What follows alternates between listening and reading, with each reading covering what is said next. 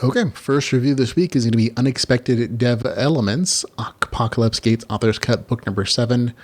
And it is 479 pages, $4.99. It's available on Kindle Unlimited. And here's the author's description.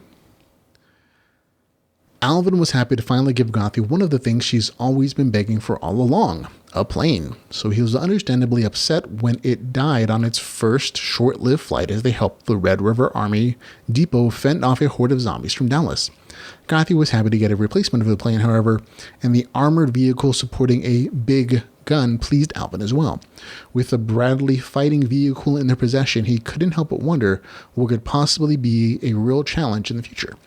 Alvin made the decision that they should all take a few days to learn what the Bradley was capable of before they ventured further east. Its Bushmaster gun delivered a hell of a kick to anything with armor, although Alvin wondered how they could acquire tow missiles or high explosive ammunition to boost their damage even more. After Alvin and his group wiped out a mini-boss without so much as breaking a sweat, Alvin should have been expecting more changes to the game he now inhabited. After all, he seemed to be a nexus of Dev-elopments as the game went on. That is a description. I don't think it really conveys the just like the good action adventure that happens in this particular story. The series as a whole is a very slow slice of life. There are still the adult situations. There is sex in the story, so just be aware of that if that's not something you're into. Was the 7th book in the series. It's been in the other 6. The chapters are segregated, or they're separated rather, so you're not going to accidentally run into them. While you're reading, that it's very clear when they're happening. So it is what it is. But the story itself is, for me at least, like a delightful action-oriented turn this week. This episode, there's lots of nice action adventure stuff here.